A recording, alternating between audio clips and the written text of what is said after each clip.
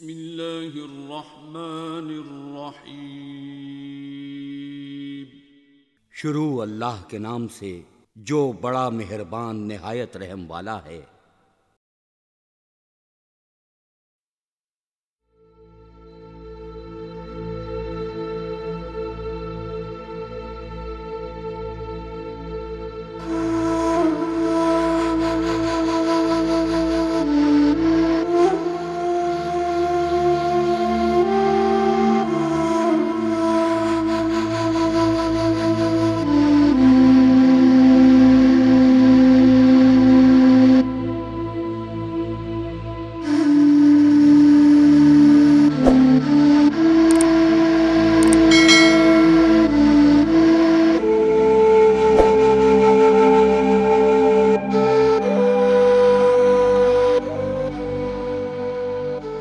سورہ ابراہیم مسلمانوں کی مذہبی اور مقدس کتاب قرآن مجید کا 14واں باب یعنی 14ویں سورہ مبارکہ ہے، جو 52 آیات مبارکہ پر مشتمل سورہ مبارکہ ہے۔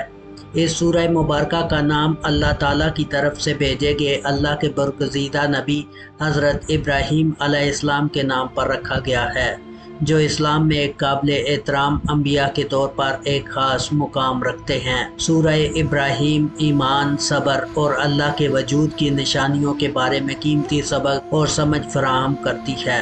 اس سورہ مبارکہ میں توحید کی اہمیت، مصیبت کے وقت صبر اور کفر کے نتائج پر زور دیتے ہوئے مختلف موضوعات پر روشنی ڈالی گئی ہے۔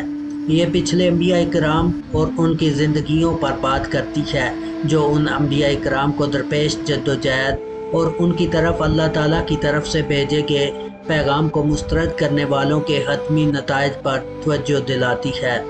توحید یعنی اللہ تعالیٰ پر یقین کرنا۔ سورہ ابراہیم کے مرکزی موضوعات میں سے ایک توحید کا تصور ہے۔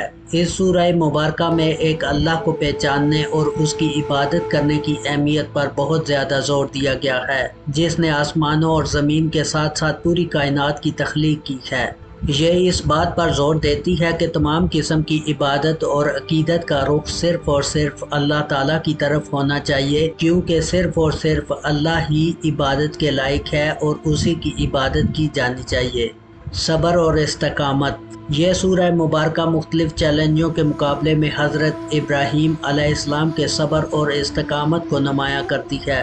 مشکلات کو برداشت کرنے کے لیے حضرت ابراہیم علیہ السلام کی رضامندی، یہاں تک کہ جب اپنے لوگوں کی مخالفت کا سامنا کرنا پڑتا ہے، مومنوں کے لیے اپنے ایمان پر ثابت قدم رہنے اور اللہ کے منصوبے پر بھروسہ رکھنے کی ایک واضح مثال قائم کی گئی ہے۔ حضرت ابراہیم علیہ السلام کا صبر اس سورہ مبارکہ کا مرکزی حصہ ہے۔ انبیاء کرام کی زندگیاں۔ سورہ ابراہیم میں حضرت نوح علیہ السلام، حضرت ہود علیہ السلام، حضرت صالح علیہ السلام، حضرت لوط علیہ السلام اور حضرت شعیب علیہ السلام سمیت متعدد انبیاء کرام کی زندگیوں کا تذکرہ کیا گیا ہے، اور یہ بھی بتایا گیا ہے کہ انہیں اپنی اپنی برادریوں کی رہنمائی کے لیے اللہ تعالیٰ کی طرف سے کس طرح پیغام بھیجا گیا تھا اور انہیں اللہ کا پیغام پہنچانے کے لیے کس طرح جدوجہد کرنی پڑی اور انہیں کن مشکلات کا سامنا بھی کرنا پڑا۔ یہ سورہ مبارکہ کفر اور نافرمانی کے نتائج کے ساتھ ساتھ اللہ کے پیغام پر عمل کرنے والوں کے لیے اللہ کی طرف سے دینے والے انعامات پر زور دیتی ہے۔ قیامت کا دن اور جواب دہی۔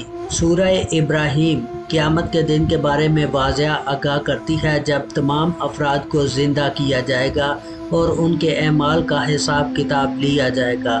یہ قیامت کے مناظر اور اعمال ناموں کو پیش کرنے کے بیان کو واضح بیان کرتی ہے۔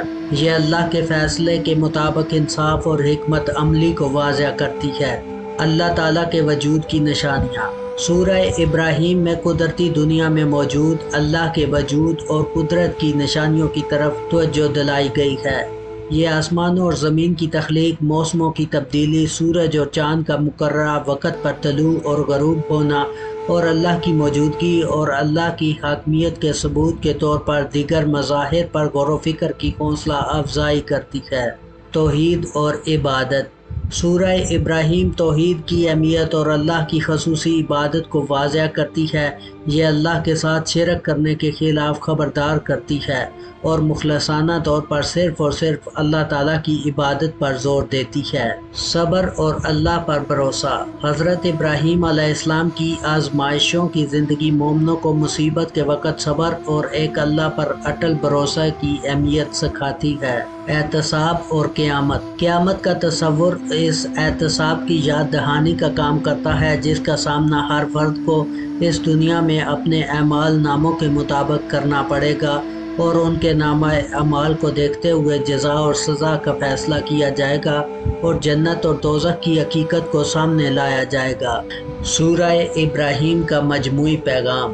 سورہ ابراہیم اسلام کے بنیادی اصولوں کی یاد دہانی کے طور پر کام کرتی ہے، جیسے توحید اور صبر کے نتائج کے بارے میں واضح کرتی ہے، ماضی کے انبیاء اکرام اور برادریوں کی زندگیوں کو بیان کرتے ہوئے اہم سبق فراہم کرتی ہے جو مومنین کی زندگیوں سے متعلق ہیں۔ سورہ ابراہیم کا پیغام امید، رہنمائی اور اللہ کی مرضی کے سامنے سر جھکانے کی دعوت دینا ہے۔ اللہ تعالیٰ سے دعا ہے کہ وہ ہمیں قرآن مجید کو پڑھنے، سمجھنے، اس پر عمل کرنے اور اسے دوسروں تک پہنچانے کی ہمت اور توفیق عطا فرمائے۔ آمین یا رب العالمین۔